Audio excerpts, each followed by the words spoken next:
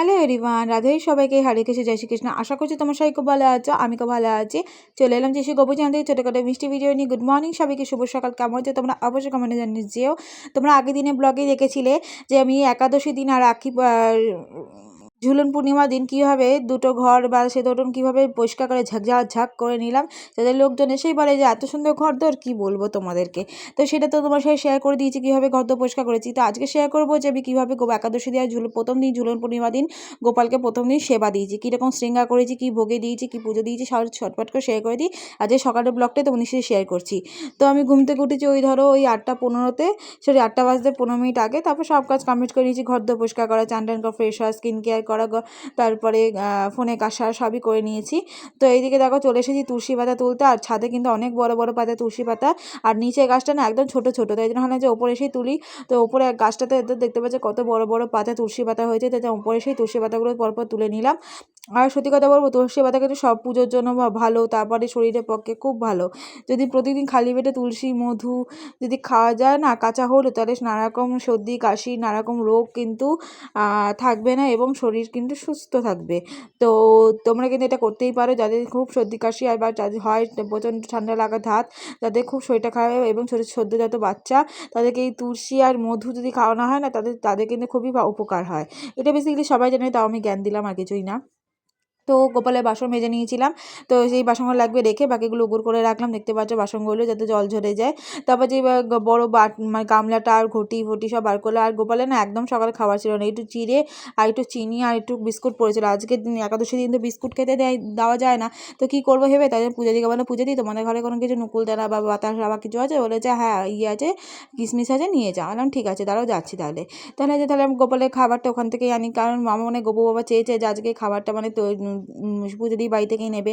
তো যাই হোক, কিছু কারণে গোপালে দেখো যে খাবার স্বাধীনে জলে যে বোতলটা, সেই জলটা ফেলে বোতলটা থালা গ্লাস ধুয়ে ফুল তুলসী পাতাটা ধুয়ে নিয়েছি। তারপরে দেখো ফুল তুলসী পাতা জল ঝরাতে দিয়ে আমি এদিকে কিন্তু দেখতে পাচ্ছি কিশমিশটা নিয়ে চলে এলাম। তো তারপরে স্বাধীনের জল, এমনি জল দিয়ে তুলসী পাতা দিয়ে একদম খাবার দাবার রেডি করে দিয়ে দেখতে পাচ্ছ বাস্কেটটা বার করলাম এবং চন্দন বাটা পারফিউম সব বার করে নিয়ে সারা ঘরে এবং গায়ে গঙ্গা জল ছিটিয়ে নিয়ে এবার যেই জামা কাপড়গুলো পরাবো সেগুলো বার করে নেবো। আর আজকে হচ্ছে রবিবার, তো পিঙ্ক কালারের জামা কাপড় পরাবো।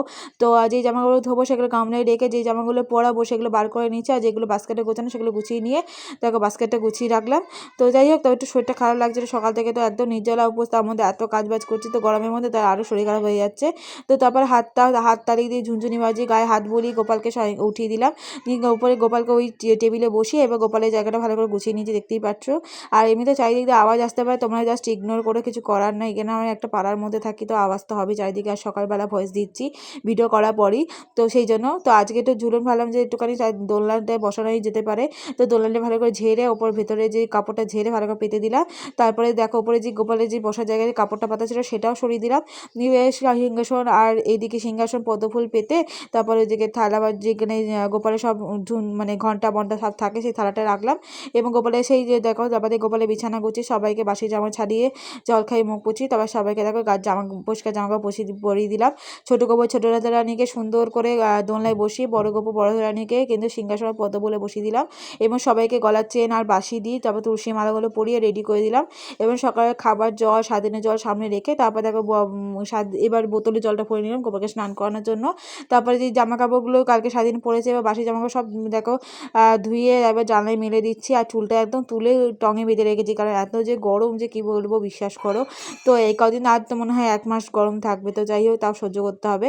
তো গোপালের বিছানা গোছানো, বাসি জামাকাপড় ধোয়া সবই হয়ে গেছে, প্যান্টগুলো ধুয়ে মেলে দিয়েছি। তো এদিকে গঙ্গা জল ঢাল থেকে দেখো পুরো এই জায়গাটা ভিজিয়ে দিয়েছি আমি। তো যাই হোক, এদিকে বাচ্চি তাই একটুখানি পারফিউম অ্যাড করে গঙ্গা জল দিয়ে ভালো করে চন্দনটা বেটে নিলাম। তারপরে কিন্তু একটু 4টে মানে তুলসী পাতা দিয়ে রাখলাম। নিয়ে জল সঙ্গে ঘোরাতে বলি সব গোবর সব রানী একই দেহে একই মরি জড়িত হও, সবাইকে একসাথে স্নান করতে চাই। হরে কৃষ্ণ কৃষ্ণ কৃষ্ণ হরে হরে, হরে রাম রাম রাম হরে হরে বলতে বলতে ওম বাসুদেবায় নমঃ, ওম বাসুদেবায় নমঃ বলে মাথায় জল ঢেলে তারপর ঘটিতে 4 ঘটি জল দিয়েছি মাথায়। তো যার ঘটিতে দিয়ে জল ভরে তার মধ্যে তুলসী পাতার সাথে চন্দন আতর লাগিয়ে সুন্দর করে জলের মধ্যে দিয়ে তারপর কিন্তু 2 চরণে 2 হাতে 2 কাঁধে দিয়ে মাথায় দিয়ে স্নান করে দিয়েছি। ওম বাসুদেবায় নমঃ, বাসুদেবায় নমঃ, বাসুদেবায় নমঃ বলতে বলতে স্নান করিয়ে গায়ে জামা কাপড় পরিষ্কার গা ফা পুছিয়ে জামা কাপড় পরিয়ে গায়ে তুলসী মালা পরিয়ে হাতে বাসি দিয়ে সবাইকে গায়ে পারফিউম দিয়ে রেডি করে দিয়েছি। এবার চলো চন্দন দিয়ে ফুল দিয়ে সুন্দর করে শৃঙ্গার করা যাক। দুলে রাধারানী হাতে তুলসী পাতা, 4 গোবর সার দিয়ে চন্দনে তুলসী পাতা দিয়ে সুন্দর করে দেখতে পাচ্ছি তুলসী পাতাগুলো দিয়ে দিচ্ছি। তারপর গীতায় তুলসী পাতা দিয়ে জল সঙ্গে জল ভরে তুলসী পাতা দিয়ে দিয়েছি। আর এদিকে সকাল দুপুরে সকালে খাবার রেডি। এবার ঠাম্মি গেছে বাজারে তো আমার জন্য খাবার দাবার আনতে। আজকে একাদশী রয়েছে, তো তোমাদের সাথে শেয়ার করে দেবো যে সকাল থেকে রাত পর্যন্ত কী কী খাবো। তো যাই হোক, আমি দুদিনের ব্লগ একদম রেডি করে রাখলাম, তো তোমাদের কোনো প্রবলেমই হবে না। তো সাদা ফুল দিয়ে সুন্দর করে সাজিয়ে দিচ্ছি। এবং আমার যদি পুজোতে বা ঘরদোর পরিষ্কার করাতে বা কিছুতেই যদি ভুল ত্রুটি হয়ে থাকে মার্জনা করো। আমি কিন্তু সব নিয়ম জানি না, আমি যেটুকু জানি সেটুকু পারি সেটুকু করি, কিন্তু আমি আগে তো একদমই জানতাম না। সেখান থেকে যে এইটুকু শিখতে পেরেছি, এটা হচ্ছে গোপালের কৃপা, আর কিছুই না। আর এইদিকে কিন্তু আমার কাছে আর ঠাম্মির কাছে ধূপকাঠি শেষ হয়ে গেছিলো, আমার মনে ছিল না ধূপকাঠি আনার কথা। তো ঠাম্মি বাজারে গেছে আনতে, কিন্তু এখনও পর্যন্ত আসেনি, তাই জন্য আজকে ধূপকাঠি ছাড়া হয়ে গেছে, গোপালের পুজোটা দিতে হলো। তো তোমরা কিন্তু অবশ্যই ধূপকাঠি দিয়ে আরতি করে দিও। তো যাই হোক, পুজো কমপ্লিট করে তারপর গোপুষণ রাধারানী প্রণাম মন্ত্র জপ করে নিলাম। তপ্ত কাঞ্চন গরু ইংরাজি বিন্দামসী বিশেষ আমি হারিপ্রিয়ে কৃষ্ণ বাসুদেবায় দৈবগ্নে হৃদয় অশেষ কৃষ্ণ গোবিন্দ নমঃ নমঃ। হে কৃষ্ণ দিনজাতপতি কবিশ্ব কবিনাথ রাধা নমস্তে। টাটা সবাইকে।